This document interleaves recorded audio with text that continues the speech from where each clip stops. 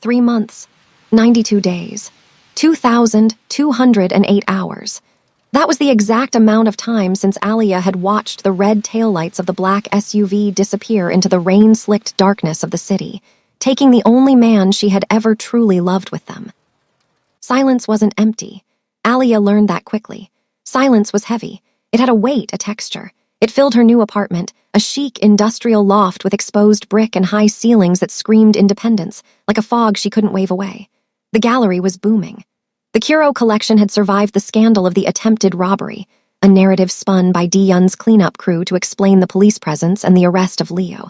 The art world loved a survivor story. They called her resilient. They called her the woman who stood her ground against a corporate spy. They didn't know she was just cold.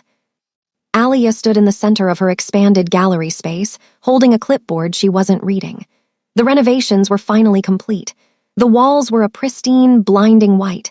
The scent of fresh paint and expensive espresso filled the air. It was perfect. It was everything she had fought Diyun for: her autonomy, her success, her kingdom.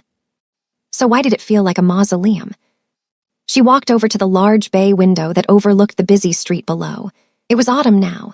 The leaves on the trees lining the avenue were turning the color of dried blood and old gold. People were walking by in coats, holding hands, laughing, living. Alia pressed her hand against the cool glass. She remembered the red emergency lights. She remembered the way Diyun had looked at her, not with anger, but with a disappointment so profound it shattered her. "I cannot protect you if you do not trust me."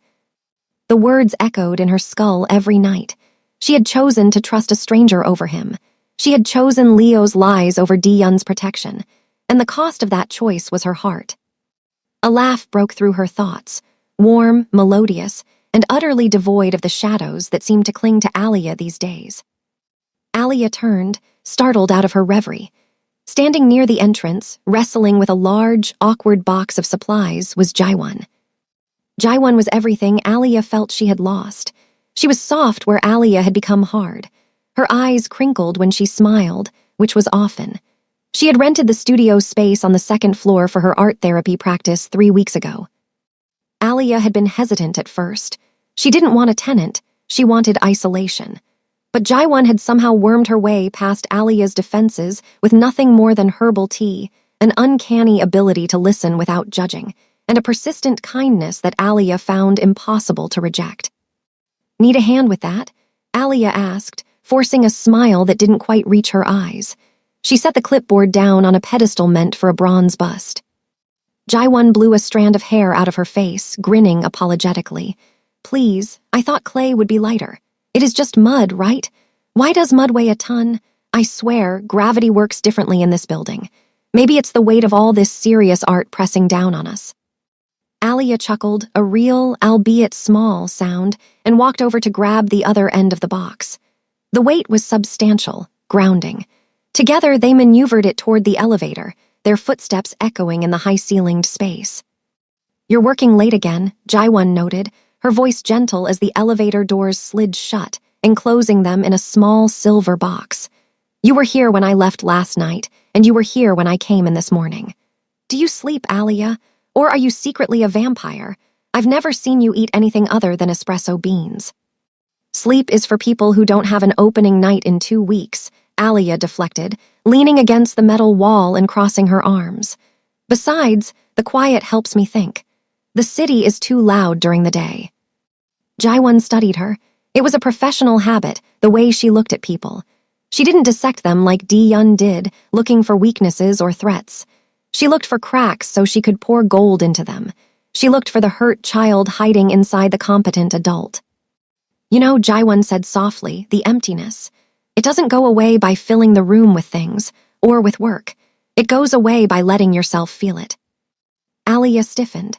She hadn't told Jaiwan the details, just that she had gotten out of a complex relationship, just that it ended badly. She hadn't mentioned the Mafia, the gun, or the tattoo that haunted her dreams. She hadn't mentioned that her ex-boyfriend was arguably the most dangerous man in Seoul. "I'm fine, Jaiwan. Really, just busy. The expansion is taking more out of me than I thought." Jaiwan didn't push. She never did. That was why Alia liked her.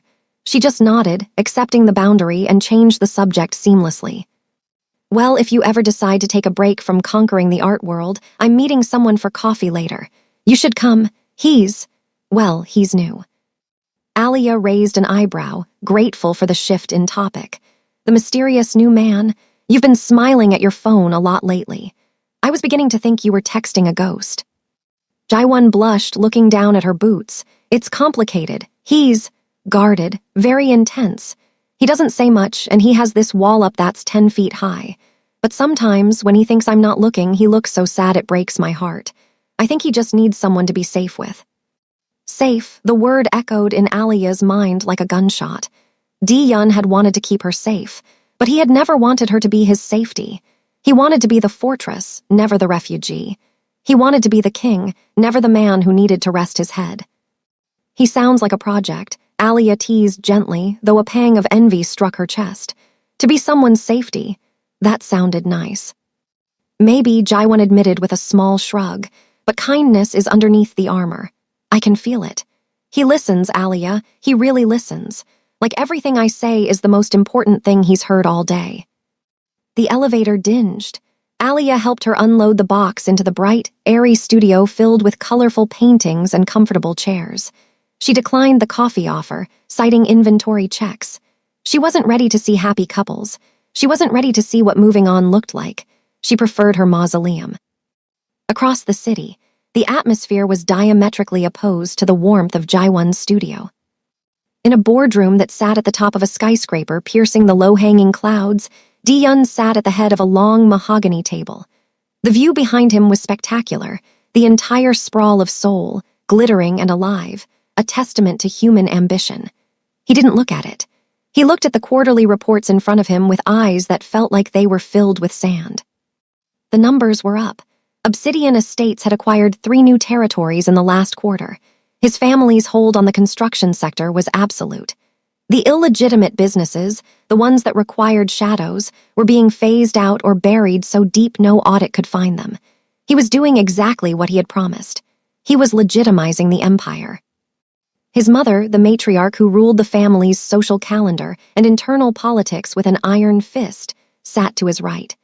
She was sipping tea from a delicate porcelain cup, watching him with hawk-like eyes that missed nothing. You are doing well, Di-yun, she said in Korean. Her voice was dry like rustling leaves. The family is strong. Your uncle is pleased with the Incheon acquisition. Di-yun didn't look up. He flipped a page, the sound sharp in the quiet room. The business is strong, mother. And you, she pressed. Di-yun stopped. He slowly raised his eyes to meet hers. And you are 32. A king needs a queen, not a distraction, not a foreign weakness. A partner who understands our world, who understands the weight of the crown. Di-yun's hand tightened on his pen. The tattoo on his hand, the vines and thorns, seemed to darken against his pale skin. He remembered a woman who didn't understand his world but tried to stay in it anyway. He remembered the way she had looked at him in the gallery, begging him not to leave. Di-yun, please, I love you. The memory was a physical pain, sharp and cutting. I am busy, he said curtly. You are lonely, she corrected, and loneliness breeds mistakes. I have arranged a dinner, the daughter of the Hanwha group. She is elegant, educated in Europe. Quiet. She will not ask questions. She will not cause scenes. She will not get held at gunpoint by corporate spies. She will not be her, Di-yun thought, the ache in his chest a familiar dull throb that he had learned to live with, like a chronic injury. Fine, he said aloud, his voice devoid of emotion. Set it up. He felt nothing. It was just another transaction, another merger. If he couldn't have the fire, he might as well settle for the ice. He had let Alia go to save her. He had broken his own heart to ensure she wasn't a target. If he was miserable, then the plan was working. His misery was the price of her safety. The date with the Hanwha heiress was exactly as predicted. It was at a Michelin star restaurant that smelled of truffle oil and pretension. The conversation was polite, centered on real estate, opera, and the mutual acquaintances of their elite circle. She was beautiful, poised, and utterly terrified of him. When he poured her water, she flinched. When he asked her opinion on the wine, she gave the answer she thought he wanted, her eyes darting to his tattoo and then quickly away. She was auditioning for a role. She wanted to be the wife of the Han heir. She didn't want him. It was suffocating. It felt like being buried alive in velvet. He excused himself early, claiming a security emergency. He didn't even wait for the dessert course. He walked out into the cool night air, loosening his tie, feeling like he couldn't breathe. He told the driver to drive. Anywhere, just drive. They ended up near the river. The Han River flowed darkly, reflecting the city lights like fractured stars. He got out, lighting a cigarette he rarely smoked anymore. The smoke filled his lungs, biting and harsh, but it felt real. His phone buzzed. It wasn't business. It wasn't his mother, it was Jaiwan. "I know you hate crowds, but the moon is nice tonight. Are you okay?" Jaiwan, the art therapist his mother hadn't introduced him to. He had met her by accident in a hospital waiting room 2 months ago. He had been there visiting a lieutenant who had taken a bullet for him. He was sitting in the hallway, covered in drying blood that wasn't his, staring at the floor. She had offered him a magazine and a smile that didn't demand anything.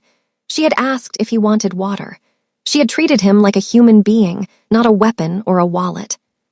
She was safe. She didn't know the darkness. She just knew Dee, the man who didn't talk much, the man who liked jazz and hated sweet coffee. She was gentle. Being with her was like floating in calm water. It wasn't the drowning depth of his love for Alia. It wasn't the tidal wave. It was just rest, and God, he was so tired.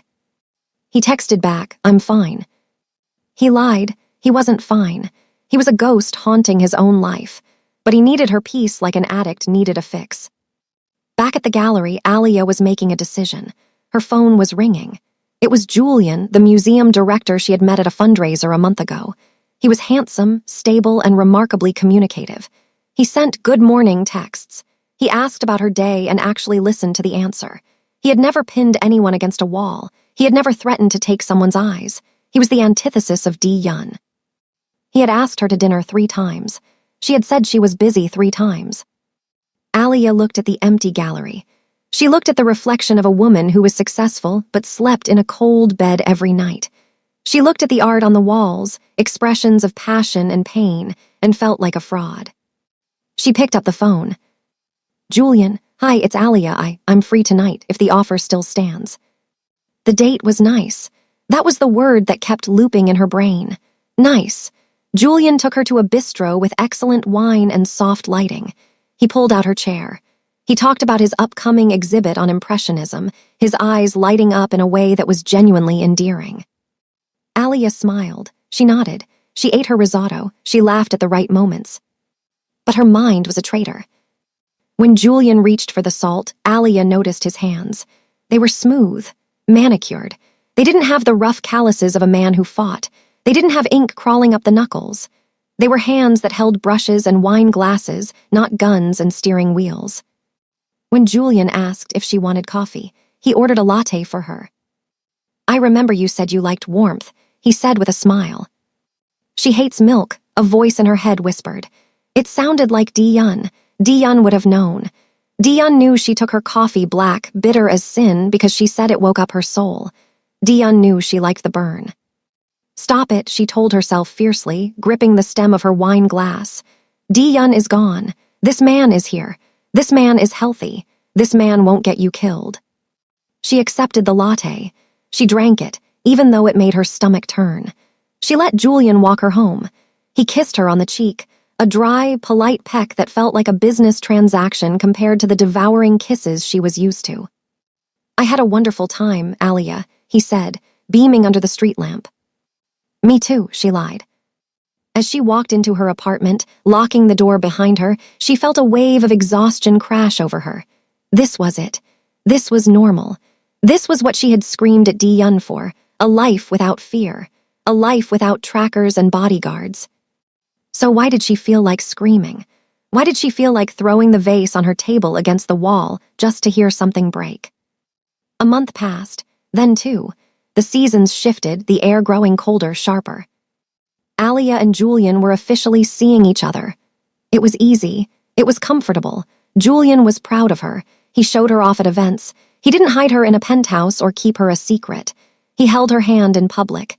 He introduced her to his parents, who were charming academics. Alia felt like she was acting in a play.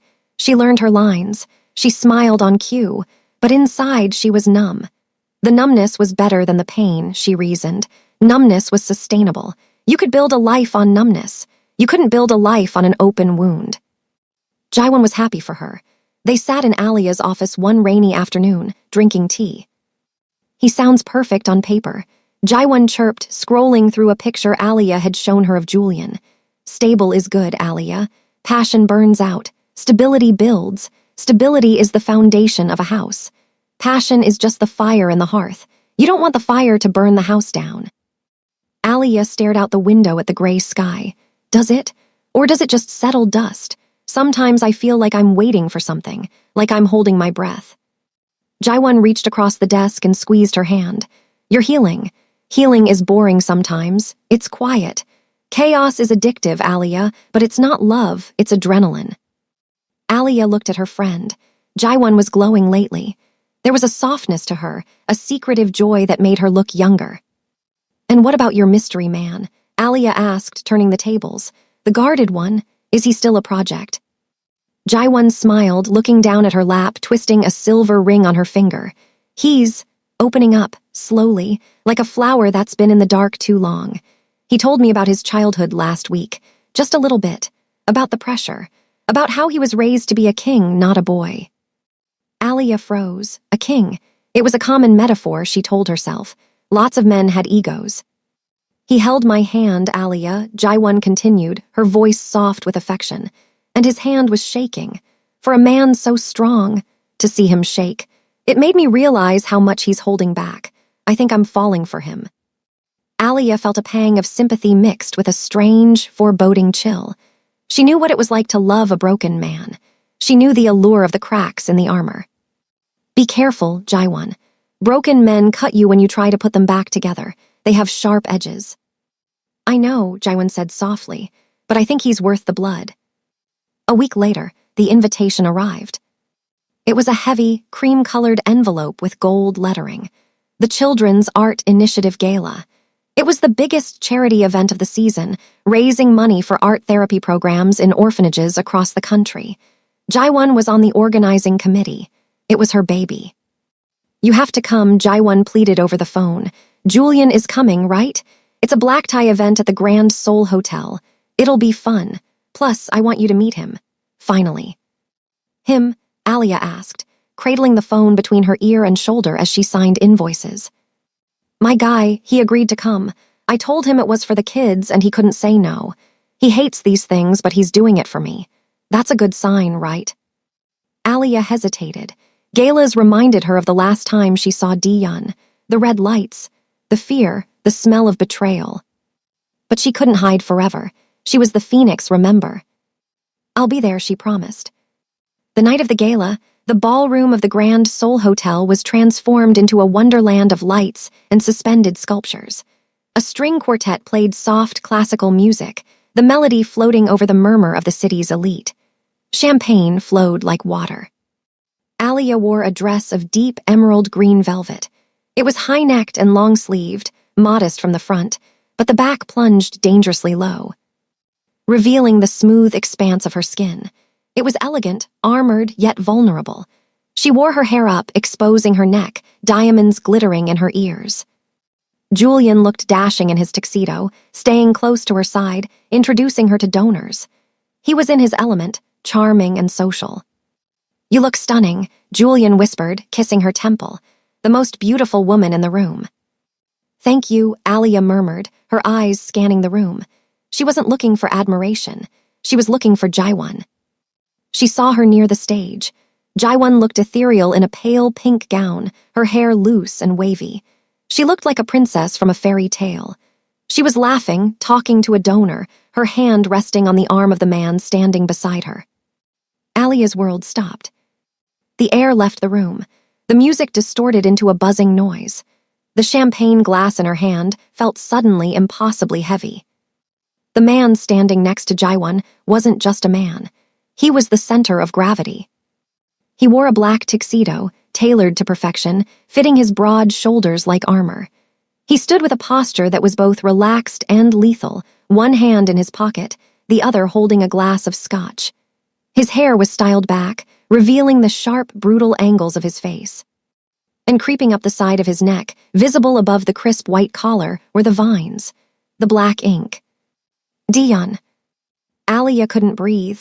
She blinked, hoping it was a hallucination, a cruel trick of her trauma, but he turned his head. He looked down at Jaiwan, and he smiled. It wasn't the passionate, burning smile he used to give Alia. It wasn't the smile that promised to burn the world down for her.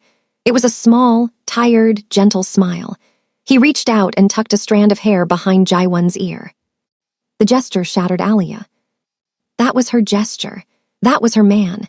That was the hand that had held hers as her world fell apart 3 months ago. Alia, Julian asked, touching her arm, "You've gone pale. Are you all right? You look like you've seen a ghost." Alia couldn't speak. She felt like she was going to be sick. Across the room, Di-yun felt it. It was an instinct honed by years of living in the crosshairs. The feeling of eyes on him. The feeling of a shift in the atmospheric pressure. The prickle on the back of his neck that said danger. He looked up from Jaiwan's face. He scanned the crowd, his eyes sharp, predatory. And then he saw her. Green velvet, dark skin glowing under the chandelier lights, eyes wide with shock and betrayal. Alia. Di-yun's hand froze midair. The Scotch glass in his other hand cracked. A hairline fracture, invisible to anyone else, but he felt the glass give way under the sudden, convulsive grip of his fingers. His heart, which he thought had beaten its last true rhythm months ago, slammed against his ribs like a prisoner trying to break out. She was here, and she was with another man. Di-yun saw Julian's hand on Alia's waist, a possessive, casual touch. He saw the way Julian leaned in, concerned. A roar of jealousy, dark and ancient, rose up in Di-yun's throat. It was visceral. It was violent. He wanted to cross the room, tear the man's hand off, and claim what was his. He wanted to scream that she belonged to the shadows, not the museum. But then he looked at Jaiwan. Jaiwan, who was smiling at him, trusting him, believing he was safe. Jaiwan, who didn't know that the man she was falling for was a monster who belonged to the woman in the green dress. "Di-yun," Jaiwan asked, following his gaze. "What is it? You've gone stiff." She squinted across the ballroom. "Oh, that. Alia, my friend, the one I told you about, the gallery owner." The horror was absolute. It washed over Di-yun like cold water. Alia was the friend. The gallery owner, the woman Jaiwan helped, the woman whose trauma Jaiwan was healing. It was Alia. Di-yun felt the floor tilting. Fate wasn't just cruel, it was a sadist. Of all the people in this city of 10 million, he had found solace in the arms of the one woman who knew his ex-lover. He had sought peace in the very place Alia sought healing. "Come on," Jaiwan said, grabbing his hand. "I have to introduce you. She's dying to meet you." "No," Di-yun said, his voice rough, panic edging into his tone. "Jaiwan, wait, we should go." But Jaiwan was already pulling him, eager and happy, and Alia wasn't running. She wasn't fleeing. She was standing her ground, her chin lifted, her eyes hardening into diamonds. She was watching him come closer. They met in the center of the room, a collision of 3 worlds. "Alia, this is him." Jaiwan beamed, oblivious to the nuclear tension radiating between the other two. "This is Di-yun, my mystery man." Alia looked at him. She looked at the tattoo she had traced with her fingertips 1,000 times. She looked at the lips she had kissed. She looked at the man who had promised to let her go and then haunted her every waking moment. "Hello, Di-yun," she said. Her voice was ice, but beneath the ice was a fire that threatened to consume them all. Di-yun looked at her. He saw the hurt beneath the anger. He saw the betrayal. He saw the green dress and wanted to tear it off her and wrap her in his coat. "Ms. Kuro," he replied, bowing his head slightly.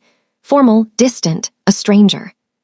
Jaiwan looked between them, confused. You know each other." Alia didn't look away from Di-yun. "We've met, briefly, a business transaction." Julian stepped forward, extending a hand, oblivious to the fact that he was standing between a lion and a lioness. "I'm Julian, the director of the National Museum. Wonderful to meet you. I've heard Alia mention. Well, actually, she hasn't mentioned you." Di-yun took Julian's hand. He didn't squeeze. He didn't threaten. He just shook it and let go as if Julian were made of air. "I keep a low profile," Di-yun said, his eyes still locked on Alia. So Jaiwan said, sensing the awkwardness but misinterpreting the source. This is wonderful. Now we can all double date. Alia, you and Julian look amazing together. Doesn't she look happy, Di-yun? Di-yun looked at Alia. He looked at the emptiness in her eyes that mirrored his own. He saw the fake smile she had plastered on for Julian. She looks safe, Di-yun said quietly. The word hung in the air like a blade. Alia felt tears pricking her eyes.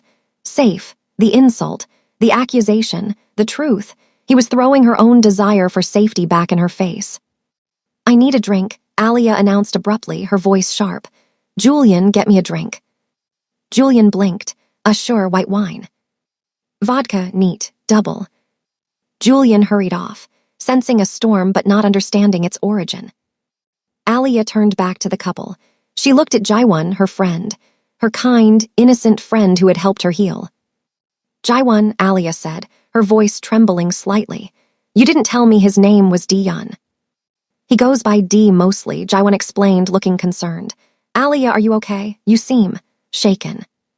I'm fine, Alia lied again. The lie was becoming a habit. Di-yun couldn't take it. The sight of Alia in pain was physical torture. He stepped closer, invading her personal space, his voice dropping to that low rumble that Alia felt in her bones. Jaiwan, could you give us a moment? I believe Ms. Kuro and I have a matter of business regarding the building lease to discuss. There was an issue with the fire insurance clause. Jaiwan frowned. Now, in the middle of the gala, can it wait? It's urgent, Di-yun said, please. Jaiwan looked at him, then at Alia. She saw something pass between them, a current of electricity that scared her, but she trusted D. She nodded. Okay, I'll go check on the auction items. Be nice, D. She walked away, her pink dress swishing. As soon as she was out of earshot, the facade crumbled. Di-yun stepped into Alia's personal space. The smell of sandalwood and rain enveloped her, instantly bringing back every memory she had tried to suppress for 3 months. You look terrible, he whispered. Excuse me, Alia hissed. I look fantastic. I am happy.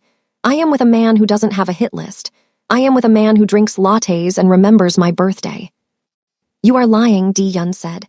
I know your face, Alia. I know the way your mouth tightens when you are pretending. You are miserable. You are starving. And whose fault is that? She shot back, keeping her voice low so the donors nearby wouldn't hear. You left me, Di-yun. You walked out. You ghosted me for 90 days. You let me believe you were dead or indifferent. And now you show up holding hands with my therapist. I didn't know she was your friend, he said, his voice agonizingly sincere. I met her at a hospital. She was just kind. She didn't know who I was. She was a place to rest. And does she know now? Alia asked. Does she know you're the Shadow King? Does she know about us? Di-yun looked away. No. You coward, Alia whispered. You are using her. You are using that sweet woman to hide from your own darkness. That is low, even for you. You are polluting her life just like you polluted mine. I am trying to move on. Di-yun snapped, his composure cracking. I am trying to let you live your life. I saw you with him, with the museum director. He holds your hand like he's afraid he'll break you. He treats me with respect. I treated you with worship. Di-yun argued, his eyes blazing. There is a difference. Alia stared at him. Her chest was heaving. You gave me up, she said, her voice breaking. You said I was a target. You said you couldn't protect me. I couldn't, he admitted, his shoulders slumping. And I still can't. My brother. Jinho is in prison, but his faction is still active. If I am with you, you are in danger. If I am with Jaiwan, she is invisible. Nobody cares about a therapist. She is safe because she doesn't matter to my enemies, because she is not you. Alia recoiled as if slapped. The cruelty of the logic was breathtaking. So that's it. You settle for her because you don't love her enough to get her killed. Di-yun closed his eyes. That is not what I meant. But it is what you said. Alia took a step back. She saw Julian returning with the drinks. You have to tell her, Di-yun, or I will. She deserves better than to be a placeholder for a ghost. She deserves to know she's sleeping next to a man who is in love with someone else. I can't, he whispered. She is the only thing keeping me sane. If I lose her, if I lose that quiet, I will burn the city down. Then burn it, Alia said, tears finally spilling over. But don't burn her. Julian arrived, smiling oblivious. Here we are, vodka for the lady. Alia took the glass and downed it in one swallow. The burn felt good. It felt like truth. Let's go, Julian, she said, grabbing his arm. I have a headache. But we just got here. Now, Julian. They walked away. Alia didn't look back. She couldn't. If she looked back, she would run to him. Di-yun stood alone in the crowd. He watched her go. He watched the green velvet disappear through the double doors. Jaewon returned a moment later, beaming. Did you get the lease sorted? You look sad, Di. Di-yun looked down at her. He looked at her kind, innocent face. He felt like a monster. He felt like a fraud. He realized then that in trying to protect Alia, he had hurt everyone. He had built a fortress of lies, and now he was trapped inside it. Jaewon, he said, his voice heavy with guilt. Yes. He wanted to tell her. He wanted to confess. I love her. I have always loved her. You are just the bandage over the wound she left. But he looked at Jaewon's smile. He looked at the peace in her eyes, and he realized he was too selfish to destroy it. Not yet. He wasn't strong enough to be alone in the dark again. Nothing, he lied. Let's dance. He took her into his arms. The music swelled, a slow, melancholic waltz. They moved to the music, swaying in the center of the glittering room. But as he spun her around, Di-yun's eyes weren't on his partner. They weren't on the woman who offered him peace. They were fixed on the exit doors, staring into the dark, empty space where his queen had been. The collision had happened. The wreckage was silent. But as the vines on his neck pulsed with renewed heat, Di-yun knew one thing for